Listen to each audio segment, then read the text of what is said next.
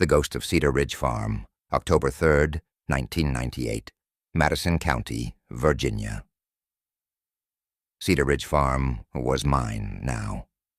A rusted mailbox bearing the faded letters, "Jackson welcomed me," as I pulled up the long gravel drive, the only sign that anyone had lived here at all. The trees closed in around the path, ancient and twisted, casting a dull shadow over everything despite the autumn sun. I parked, stepped out, and took a deep breath of the crisp air, though something about it felt heavy, almost metallic. My great-uncle Jack had been a solitary figure. Growing up, I only met him a handful of times, and even then he was always silent, as if he'd seen things that couldn't be put into words. When he passed, I was surprised to find out he'd left the farm to me. People in town had looked at me with something like pity when I told them I planned to move in, offering mumbled good lucks and hesitant smiles. I dismissed it as small-town gossip, the kind that turns every old house into a haunted relic. But now, standing on the front porch, key in hand, I felt a gnawing doubt that I couldn't quite shake. The door creaked open, revealing the old farmhouse, preserved almost perfectly as he'd left it. Dusty furniture, thick curtains drawn tight, shelves lined with books so old the spines were cracked. I could smell wood and earth, and something faintly stale. I wandered through each room, taking it all in, every worn corner of the place. As I climbed the stairs, I noticed an odd chill settling over the upper floor. It wasn't just cool air from an open window. It was sharper, deeper, the kind that sinks into your bones. At the end of the hall, I found one door that wouldn't budge, a simple, unmarked door. I tried the handle again, putting my weight into it, but it was locked tight. Odd. The key I had didn't fit, and none of the drawers I searched downstairs held any clue. It struck me as strange that Uncle Jack would keep one room locked up so tightly in a house where he lived alone. Standing there, staring at the door, I felt something. A tug of unease that sent a chill up my spine, like the cold air had seeped into my bones. Something about Cedar Ridge felt unfinished, as though Jack had left behind more than just a house. Like and subscribe for more videos. Tell me where you're from in the comments. The first night on the farm was restless. Cedar Ridge had a silence that felt thick, dense, pressing down on me from all sides. I lay in bed, listening to every creak, every groan of the old wood settling. But there was a pattern to the noises that made me uneasy, soft, spaced out, almost like footsteps. I tried to tell myself it was the wind playing tricks on me, or the old bones of the house shifting, but it was hard to shake the sensation that I wasn't alone. The next morning, determined to understand the place, I resumed my search for the key to the locked room. The house had a peculiar layout, with hidden nooks and a couple of low closets that seemed more suited for storing secrets than clothes. I combed through every drawer and shelf, even behind picture frames, but found nothing that could unlock that door. The thought of breaking it down crossed my mind, but something held me back, like a warning whisper I couldn't quite hear. Afternoon crept in, and with it, an unsettling chill, sharper than any October breeze. As I walked down the hallway toward the locked room, I noticed it was even colder near the door, cold enough that I could feel it prickling my skin. I pressed my ear to the door, half expecting to hear the faint hum of a draft, a squeak, anything. But there was only a heavy, unnatural silence. I leaned back, studying the wood, noting how the doorframe was slightly warped, as though the house itself were squeezing in around it. There were scratches along the edges, faint but unmistakable, like someone had tried to pry it open in haste. The unease in my chest tightened, coiling into a feeling of dread I couldn't ignore. Later, I headed down to the basement, thinking I might find a tool to force the door open. The basement was even colder and darker. My flashlight revealed nothing but dust and old storage boxes stacked like forgotten memories. Just as I turned to go, I noticed a single, unmarked key on a small wooden ledge, almost hidden in shadow. I picked it up, felt the cold metal in my hand, and knew I'd found what I was looking for. That night, holding the key I'd found in the basement, I lay in bed, unable to sleep. It felt heavier than a regular key, cold even after hours in my pocket, as if the metal itself resisted warmth. I was eager, almost anxious to try it on the locked door, but the creeping unease in my gut held me back.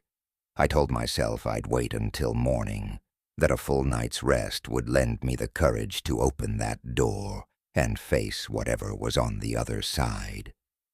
But as midnight approached, sleep became impossible. Somewhere around 2 a.m., a faint, rhythmic, thudding sound pulled me out of a light doze. It was so subtle that at first I thought I'd imagined it, a heartbeat in the silence. But it persisted, dull, steady, like a knock that wasn't quite a knock, coming from somewhere down the hall. I lay there tense, trying to convince myself it was just the house settling or a branch scraping against the wall outside. But I knew better. The noise was coming from the direction of the locked room. I threw off the covers, grabbed the flashlight from the bedside table, and stepped into the hallway. The air was colder than I'd felt before, cutting through my thin pajamas as though the walls themselves were radiating cold. My breath fogged in front of me, each step echoing through the silent house. When I reached the locked door, the noise stopped. I stood there, flashlight trained on the door, the key heavy in my hand. The wood looked older than the rest of the house, scratched and warped in places I hadn't noticed before. My fingers trembled as I slid the key into the lock and turned. It fit perfectly, but the resistance I felt was almost palpable, as though something on the other side was pushing back. The lock clicked open with a low, grudging sound, and I hesitated, staring at the door. For a moment I felt an overwhelming urge to walk away, to leave the door closed and never think about it again. But curiosity, or maybe something else, propelled me forward. I pushed the door open, just enough to peer inside. What I saw made my blood turn to ice. The walls were bare, but a thick layer of frost coated every surface. And on the floor, faint but unmistakable, were the faint outlines of footprints leading into the center of the room, and stopping cold. I spent the rest of the night pacing around the house, heart racing, trying to shake the image of that frost-coated room and those prints, frozen mid-step in the empty space. By morning I was exhausted, but leaving Cedar Ridge wasn't an option. It was my house now, my inheritance, and maybe, I told myself, the key to understanding my family's murky history. Later that morning, I ventured up to the attic, hoping to uncover something that would explain the locked room. The attic was cramped, filled with relics of Uncle Jack's life. Stacks of yellowed newspapers, boxes of rusted tools, and furniture shrouded in dust-draped sheets. In the far corner, buried under a pile of faded quilts, I found a leather-bound journal. The cover was worn, its pages brittle, and as I opened it, a puff of dust rose into the air, hanging there like a strange presence before finally settling. The handwriting was my uncle's, jagged, cramped, as though he'd scribbled his thoughts in a hurry. The early entries were benign, mundane even. Notes on crop yields, weather patterns, repairs he'd made around the house. But as I flipped further, his tone shifted. The entries grew darker, more erratic. He mentioned the cold, as if it were a living thing, creeping into his room at night, biting through layers of blankets. One page, in particular, stopped me cold. The door in the hallway. It doesn't keep it out, he had scrawled in rough, uneven letters. I thought I could lock it in, but it finds ways to seep through. My heart pounded as I read, my fingers trembling over the brittle paper. Jack had tried everything, blocking the cracks, reinforcing the door, even keeping a fire burning all night to combat the cold that sank deep into the house's foundation. But the frost would return, relentless, as though it had a purpose. And then came the final entry. It's not just cold. It remembers. It knows. That line sent a chill down my spine. What did he mean? It remembers? Who was it? My great-uncle hadn't just locked that door out of habit. He'd locked it out of fear. I closed the journal and looked down the narrow stairs leading back to the main floor. The house seemed different now, heavier, as if it were watching, waiting. Whatever was here, it was more than cold. It was something my uncle had tried desperately to contain, and now it was my burden to face. The next morning I could feel the cold lingering, sharper than ever, slicing through the walls like a blade. It didn't make sense. Outside, it was a warm October day, the sun casting golden light over the fields. But inside Cedar Ridge, the temperature seemed to drop with every passing hour, like the house itself was drawing warmth from the air and holding it captive. I went down to the basement, hoping to find a practical explanation. The space was dim, only my flashlight illuminating the damp concrete floor and walls lined with old, cracked plaster. As I moved the beam around, something caught my eye. A series of fractures along the foundation, thin, jagged lines running across the walls like veins. The cracks weren't ordinary. They had an odd twisting pattern, almost deliberate, like someone, or something, had been clawing its way out. I ran my fingers along them, feeling the rough edges, the way the plaster crumbled at the slightest touch. There was a strange chill emanating from them, as if each crack was a wound, seeping cold into the house. And then beneath my fingertips, I felt it. A vibration, faint but distinct, like the pulsing of a heartbeat deep within the walls. A feeling of dread crawled up my spine, and I pulled my hand back, my skin tingling with a strange numbness. I couldn't shake the thought that the cold wasn't just a product of bad insulation or drafty windows. It felt alive, like it was feeding off something in the house. I backed away, the flashlight beam trembling as I swept it around the basement, and my eyes landed on something unsettling. A few scattered rusted nails, wood splinters, bits of rotting cloth, remnants that seemed out of place, almost as if they'd been dragged here. And in the center of the floor, there was a dark stain, faint but unmistakable, its edges spreading out like fingers stretching across the concrete. In that moment, I felt it. A presence, thick and heavy, closing in around me, pressing against my chest until I could hardly breathe. The air grew colder, thicker, and I had to force myself to turn and climb back up the stairs, every instinct screaming at me to run. As I reached the top, I looked back down, half expecting to see something emerging from the shadows. But there was only darkness and that eerie silence, as if the basement itself was waiting for me to come back. I couldn't shake the feeling that I'd stirred something up in the basement, something that now moved silently through the house, shadowless, yet heavy enough to make every floorboard groan. It followed me like a thick mist clinging to my skin, chilling me in ways no draft or open window ever could. By that night, I knew there was no avoiding it. I had to open the locked room again. I had to see what my uncle had tried so hard to seal away.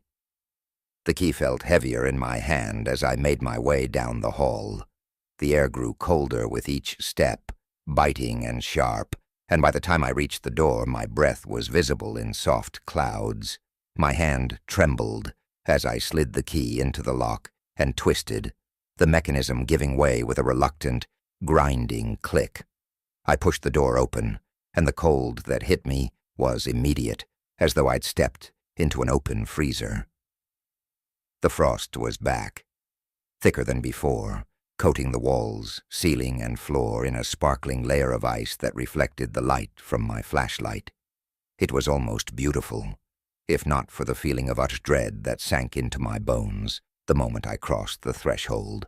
The footprints were still there, frozen into the frost, but they seemed to have spread now, stretching toward the center of the room in a pattern that made no sense, spiraling outward as if they had circled something. At the center of the room, directly on the icy floor, lay an object, a small wooden box, half-rotted and coated with frost, as if it had been locked in this room for years. My uncle's journal flashed in my mind. I locked it in, but the cold never leaves. My pulse quickened. Whatever this box was, it felt like the heart of the house's darkness, the thing my uncle had tried to contain. I crouched down, reaching toward the box with a trembling hand. The air thickened, as if protesting my every movement, and the room seemed to close in around me. I lifted the lid slowly, my heart pounding, every nerve screaming at me to stop. Inside, nestled in a bed of rotted cloth, was a single, brittle scrap of paper with my uncle's handwriting scrawled across it. "It will never be warm again." The cold surged up, almost angry, and I stumbled back, dropping the lid. The frost crept faster, spreading across the walls, inching toward the door as if it wanted me out. I slammed the door shut and locked it, my heart hammering. But somehow, I knew the cold had escaped, slipping under the door, spreading down the hall, and filling the house. That night, Cedar Ridge seemed to breathe. The cold had crept into every corner, filling the house with an unnatural chill that no amount of blankets could fight. I lay awake, feeling the air grow colder with each passing hour, until it felt like an icy weight pressing down on my chest. Every breath was visible in the dark, wisps of mist that faded almost as quickly as they formed. Sometime after midnight, I began to hear it. A soft, steady creak from the hallway outside my door. It was rhythmic, deliberate, not the random groans of an old house, but something moving, slow and deliberate. My heart pounded as I lay there, listening, trying to convince myself it was nothing more than the wind or my exhausted mind playing tricks. But the creaking grew louder, inching closer, until it stopped just outside my door. I held my breath, straining to hear, waiting for whatever was on the other side to move, to retreat, to do anything other than hover in that unsettling silence. But it didn't move. It simply stayed there, filling the air with a quiet tension that pressed against my senses, making every hair on my body stand on end. I finally forced myself to sit up, heart hammering, and reached for the flashlight beside my bed. The beam wobbled in my trembling grip as I turned it toward the door, steeling myself for whatever lay beyond it. Slowly I got out of bed, each step feeling heavier, my feet nearly numb from the cold. With my hand hovering over the doorknob, I took a deep breath, braced myself, and swung the door open. The hallway was empty, but the air was colder than ever, thick with something I couldn't see, but felt all around me. My breath fogged in the beam of the flashlight as I stepped into the hall, my heart pounding in my ears. Then I noticed them, footprints in the frost on the floor. They trailed down the hallway, leading from the locked room to the stairs. Each print was perfectly shaped, unmistakably human, yet they faded out at the edge of the staircase, as if whoever or whatever had left them had simply vanished into thin air. I felt a sudden urge to flee, to leave Cedar Ridge and never look back, but something kept me rooted, drawn deeper into the mystery that now felt alive, palpable. It was no longer just a house with secrets. It was a place with intent, with memories etched into its very walls. And somehow, I knew I wasn't just an intruder. I was its next chapter. By morning, the cold had settled into the house permanently. Every room felt like a frozen tomb, as if Cedar Ridge itself had finally surrendered to something ancient, something buried deep in its walls. I could barely think through the relentless chill, each breath heavy, each step an effort. The air felt thicker, oppressive, carrying with it a strange heaviness that wrapped around me, clinging to my skin and whispering a message I couldn't decipher. I knew then that I couldn't stay. Cedar Ridge was no home. It was a place of memories, layers of unspoken things left to fester and grow in the shadows. Whatever my great-uncle Jack had fought, whatever he'd tried to lock away, had finally escaped, filling every corner of the house, seeping into the very bones of the place. Packing felt surreal, my mind foggy, my hands numb as I shoved my belongings into bags. I didn't dare go near the locked room, though I could feel its presence down the hall, as if it were watching, waiting for me to make one last mistake. The journal I'd found lay on the kitchen table, open to that final page. It will never be warm again. I left it there, like a confession I hadn't signed, a warning I hoped someone else might heed. As I stepped outside, the air hit me, a shocking warmth compared to the house. It was like stepping out of another world, one where time didn't move, where the cold was a living thing. I looked back at Cedar Ridge one last time, its windows dark and unblinking, the weight of its silence pressing against my back. In the weeks that followed, I tried to put the experience behind me, but the memories lingered. At night I would wake up shivering, as if the cold had followed me, slipping under my skin, reminding me of what I'd left behind. Every so often I'd check the news from Madison County, half expecting to see a mention of Cedar Ridge, hoping I'd see some proof of what I'd felt there. Then, just as I was beginning to convince myself it was all in my head, I received a letter from Madison County. It was brief, almost clinical, informing me that Cedar Ridge had burned down in a fire. The cause was unknown, and there were no reported witnesses, no explanations. Only one line stood out in the report, a single sentence that made my blood run cold. The area surrounding the foundation remains inexplicably frozen. And with that I knew that Cedar Ridge hadn't let me go. It had simply changed, leaving its final mark on the land, waiting for someone else, for another chapter. Like and subscribe for more videos. Tell me where you're from in the comments.